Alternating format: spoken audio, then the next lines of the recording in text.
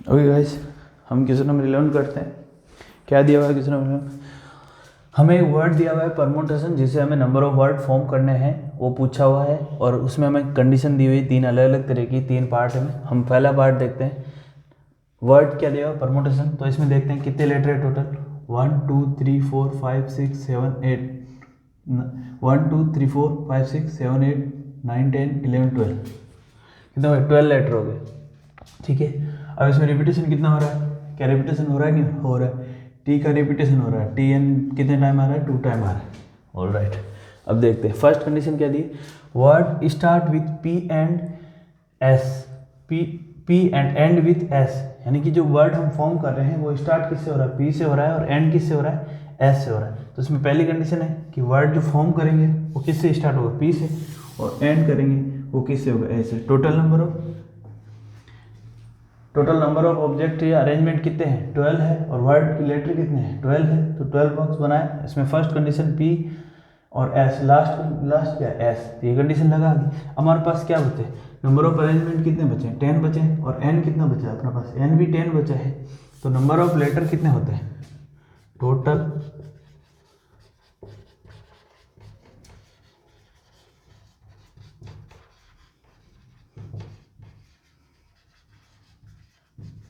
Number of letter in permutation कितने हैं? 12। अब यहाँ पर रिपीटेशन टी का हो रहा है 2 टाइम्स। ठीक है, तो एन पी आर जो फॉर्मूला हम यूज करते हैं नॉर्मली। अब बचे कितने हैं हमारे पास? 10 बचे हैं, क्योंकि 2 हमने पहले ही कंडीशन लगा के लिख दिया है। तो हमारे पास अब एन कितना आएगा? 10 आएगा। और नंबर ऑफ अरेंजमेंट कितने हैं? आर कितना है? यहाँ पर आर भी कितना है? 10 है। तो इस तरीके से हम लिखते हैं। तो एन पी आर जो फॉर्मूला होता है उसके हिसाब से यहाँ पर जब रिपीटेशन होता है तो हमारा फॉर्मूला क्या होता है? N factorial upon number of repetition, चाहे पी हो चाहे आर हो चाहे क्यू हो। तो यहाँ पर हमारे पास अब रिपीटेशन हमारे पास कितना है? केवल एक ही है, 2 फैक्टोरियल। रिपीटेशन कितना है? एक है। टी का ही केवल रिपीटेशन है, तो हम एक ही लिखेंगे। और एन यहाँ पर कितना है? 10। तो एन कितना हो गया? 10 फैक्टोरियल अपॉन रिपीटेशन कितना है? एक रिपीटेशन है, वो भी टी का कितना है? 2 फैक्टोरियल।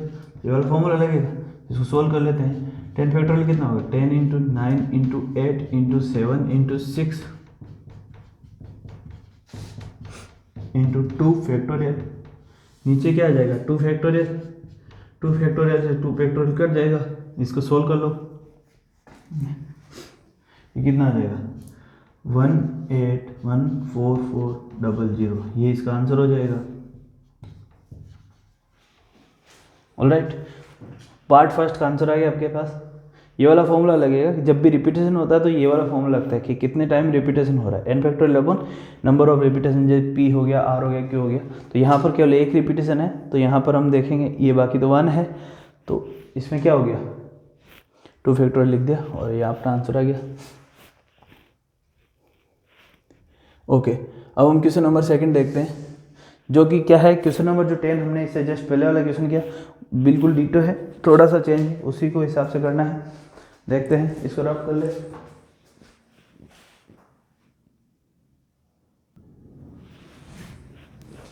ऑलराइट गाइस, अब देखते हैं क्वेश्चन नंबर इसका सेकंड पार्ट में क्या दिया हुआ है?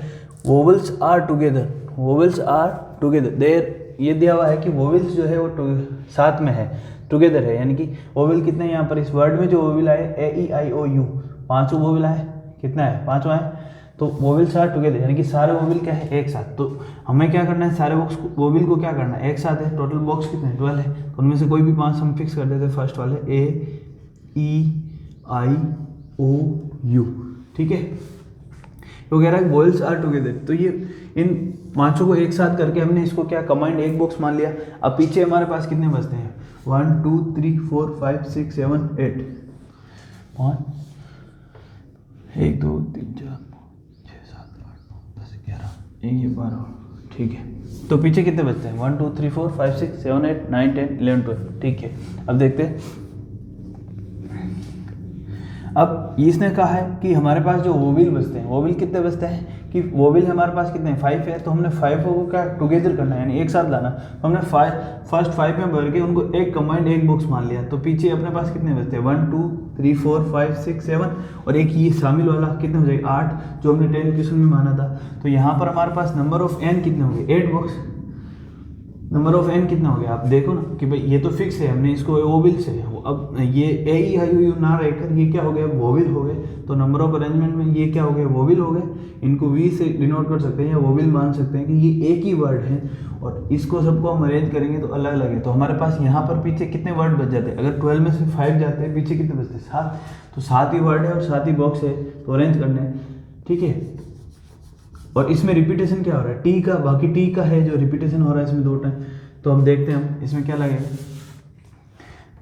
अब नंबर ऑफ बॉक्स एन कितना हो गया, यहाँ पर नंबर ऑफ एन कितना गया, 8 हो गया। 1 कंबाइंड 1 2 3 4 5 6 7 8, ठीक है। तो अब हमारे पास, और इसमें रिपीटेशन हो रहा है, तो हम वो फॉर्मूला लगाएंगे। फॉर्मूले के हिसाब से क्या होगा, N factorial upon B factorial into Q factorial R factorial, इस तरीके से। तो यहाँ पर एन कितना है हमारे पास, अब एन कितना हो गया हमारे पास 10 8। रिपीटेशन कितना हो रहा है, रिपीटेशन केवल टी का हो रहा है, रिपीटेशन किसका हो रहा है, केवल टी का हो रहा है। तो कितना फेयर, 2 टाइम 2 फैक्टोरियल, यानी कि 8 फैक्टोरियल अपॉन क्या आ जाएगा, 2 फैक्टोरियल। ये हो गया। अब आगे देखते हैं, साथ में अब हम इस बॉक्स को छोड़ नहीं सकते, ये जो बॉक्स है ना इसके अंदर भी तो रिपीटेशन होगा, जो ये बॉक्स है इसके अंदर भी तो कॉम्बिनेशन बनेगा, परमुटेशन बनेगा कि भाई ये वर्ड यहाँ आ सकता है, ये यहाँ आ सकता है, इनमें भी तो परमुटेशन है। तो इसमें कितना वर्ड है, 5, तो कितने परमुटेशन बन रहे हैं, 5 परमुटेशन, यानी कि 5 फैक्टोरियल अपॉन, अब यहाँ पर रिपीटेशन, क्या इसमें कोई रिपीटेड हो रहा है, रिपीटेशन यहाँ पर कुछ नहीं हो रहा, तो 1 फैक्टोरियल या 0 फैक्टोरियल लिख सकते हो, 0 फैक्टोरियल भी 1 हो रहा है, यहाँ कोई रिपीटेशन नहीं हो रहा, जिसमें साथ में लिख दिया डॉट। तो ये कितना आ जाएगा, आंसर कितना आ जाएगा, 8 फैक्टोरियल डॉट 5 फैक्टोरियल अपॉन क्या आ जाएगा, 2 फैक्टोरियल। तो इसको इस तरीके से सोल्व कर सकते हो, तो ये हो जाएगा क्या हो जाएगा, 8 factorial dot 5 into 4 into 3 into 2 factorial upon 2 factorial. 2 से 2 कट गया। अब इसको सोल्व कर लो, इसका आंसर निकाल लो, ये ना कोई दिक्कत यहाँ तक। 8 फैक्टोरियल को लिख लो, सोल्व कर लो।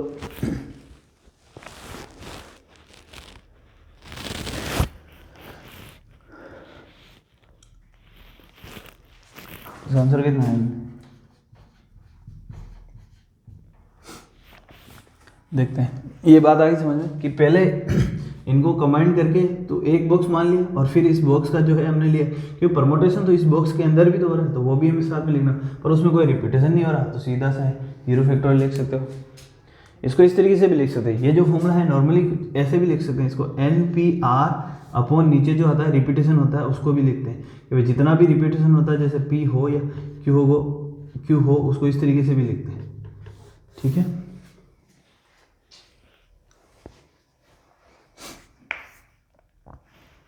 चलो अब देखते हैं पार्ट नंबर 3।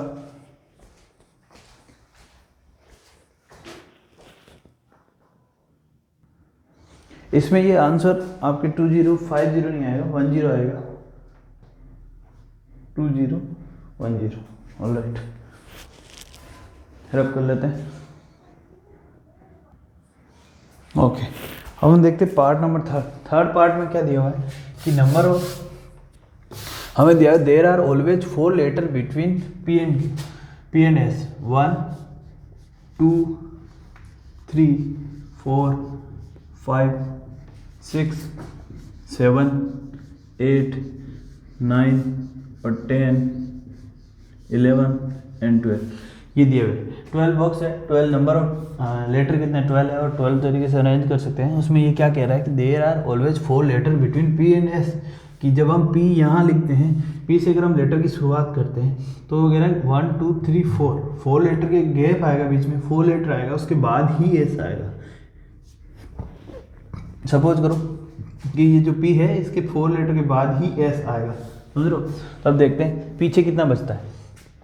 अब P और S फिक्स कर दिया तो पीछे कितने बचते हैं, 1 2 3 4 5 6 7 8 9 10, यानी कि N कितना बच जाएगा अपने, N बराबर यहाँ पर कितना आ जाएगा 10। ये फिक्स कर दिया, मतलब P यहाँ है तो इसके बाद 4 लेटर क्या, इनके बीच में 4 लेटर होने ही चाहिए, तभी S आ सकता है। तो ये फिक्स। अब कितने बॉक्स अरेंजमेंट के लिए कितने बॉक्स बचे, 10 बॉक्स, तो 10 हो गया। अब इनको अरेंज करना है, और रिपीटेशन क्या हो रहा है, T हो रहा है, तो तो यहाँ पर जो फॉर्मूला लगेगा NPR के हिसाब से हम फॉर्मूला लगाते हैं, क्या होता है N फैक्टोरियल, जो हम फॉर्मूला लगाएंगे नंबर ऑफ रिपीटेशन के लिए, नंबर ऑफ परमोटेशन के लिए upon P factorial. P factorial P क्या है, यहाँ पर हम देख सकते हैं नंबर ऑफ क्या है, रिपीटेशन है, तो इसमें n कितना अपने पास 10 फैक्टोरियल अपॉन 2 फैक्टोरियल। यहाँ तक किसी कोई प्रॉब्लम किया गया। अब हम देखते हैं ये करने के बाद हम देखते हैं कि ये p अगर यहाँ पर आता है, हमारे पास कंडीशन क्या दी हुई है कि इनके बीच में 4 होने चाहिए। ये नहीं कहा कि इसकी शुरुआत, क्या ये p यहाँ शिफ्ट हो सकता है? अगर ये p यहाँ शिफ्ट होता है तो इसके बाद 1 2 3 4 लेटर के बाद s यहाँ शिफ्ट हो जाएगा। फिर p अगर यहाँ शिफ्ट हो जाता है तो s यहाँ शिफ्ट हो जाएगा, p यहाँ आएगा तो s यहाँ आएगा, p यहाँ आएगा तो s यहाँ आएगा। अभी देखो फिर p यहाँ आएगा तो s यहाँ आएगा। अभी पीछे एक बॉक्स और बचा है तो p क्या आ सकता है, यहाँ आ सकता है। अगर यहाँ p आएगा तो s यहाँ आएगा, है कि नहीं है? यानी कि यहाँ पर नंबर ऑफ p के क्या केस हो सकते हैं, कितनी जगह रिप्लेस कर सकता है p, 1 2 3 4 5 6 7, यानी कि 7 टाइम्स ये रिप्लेस हो सकता है कि भाई यहाँ आ गया, फिर यहाँ आ गया, फिर यहाँ आ गया, फिर यहाँ आ गया, इस तरीके से कर सकता है। ऑलराइट, तो इनके बीच में क्या होना चाहिए, 4 होनी चाहिए। तो नंबर ऑफ कितना है 7, p कितनी जगह इसमें, यानी यहाँ नंबर ऑफ 7 हो गया। इसमें एक कंडीशन हो रहा है कि कंडीशन क्या लगेगी, if p is first and s is last, यानी कि अगर p क्या है, यहाँ पर p पहले है और s बाद में। ऐसा भी तो हो सकता है कि हमने सपोज कर लिया कि p बाद में, हमें केवल ये दिया हुआ है कि आपको क्या p और s के बीच में क्या होना चाहिए कि 4 वर्ड होने चाहिए। तो क्या मैं s लिख सकता हूँ और इसके बाद p लिख सकता हूँ, 1 2 3 4 के बाद p। तो कह रहा है p और s के बीच में 4 लेटर होने चाहिए। हमें केवल कंडीशन ये दी है, ये नहीं कहा कि कौन सा पहले आएगा या कौन सा बाद में आएगा। जब s पहले और p बाद में आएगा तब भी सेम चीज़ होगी। नंबर ऑफ परमुटेशन या नंबर ऑफ फॉर्म वर्ड कितने आएंगे तब भी सेम आएंगे, है ना? Number of word by form, तो ये कितना है तब भी सेम 10 फैक्टोरियल आएगा। ये बाकी चीज़ें तो सेम ही रहेगी 2 फैक्टोरियल। और अब इसमें s को हम कितने टाइम से अरेंज कर सकते हैं, s p सेम तरीके से s p s फिर s s फिर ये p p और इस तरीके से हम अरेंज कर सकते हैं। फिर s फिर p, यहाँ पे इस बार ऊपर s आएगा तो ये p आ जाएगा, हो जाएगा नहीं हो जाएगा। इस सेम तरीके से अरेंज कर सकते हैं। तो ये कितना हो जाएगा 1 2 3 4 5 6 7 सेम टाइम हो जाएगा। यानी अभी कंडीशन क्या करी, if s is first and p is last, यानी कि जब s फर्स्ट होगा और p लास्ट होगा तब ये कंडीशन लगेगी। तो नंबर ऑफ वर्ड्स जो कि हम बना सकते हैं, तो अब टोटल कितने हो जाएंगे, टोटल दोनों को ऐड कर देंगे तो टोटल नंबर ऑफ वर्ड्स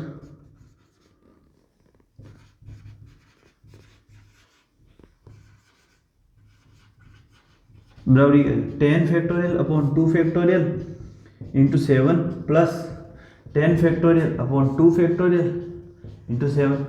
हो गया नहीं हो गया कि भाई 2 बार हो गए ना, एक बार ये वाला एक बार ये वाला, यानी एक बार p पहले है एक बार s पहले है, तो इस तरीके से 2 बार हो गए। तो क्या मैं इस तरीके से लिख सकता हूँ कि अगर सपोज मैं इस कंप्लीट इसको मान लेता हूँ कि ये कंप्लीट क्या है, अगर कोई चीज़ हम लिखते हैं जैसे इस तरीके से लिख सकते हैं कि 7 + 7, तो हम इसको इस तरीके से लिख सकते हैं 2 × 7, क्या ये कितना आ रहा है 14, तो ये कितना आ रहा है 40, होता ही नहीं होता। यानी कि x + x हम लिखते हैं, क्या लिखते हैं 2x, तो हम इसको क्या लिख सकते हैं भैया, क्या 2 × 7 × 10 फैक्टोरियल अपॉन 2 फैक्टोरियल लिख सकते हैं, नहीं लिख सकते, कोई प्रॉब्लम यहाँ से। बस इसको सोल्व कर लो, आंसर क्या आ जाएगा, इसको सोल्व करते ही आपका आंसर आ जाएगा। इतना सा है, आए समझ में? ओके, इसको सोल्व करोगे तो आपका आंसर आ जाएगा।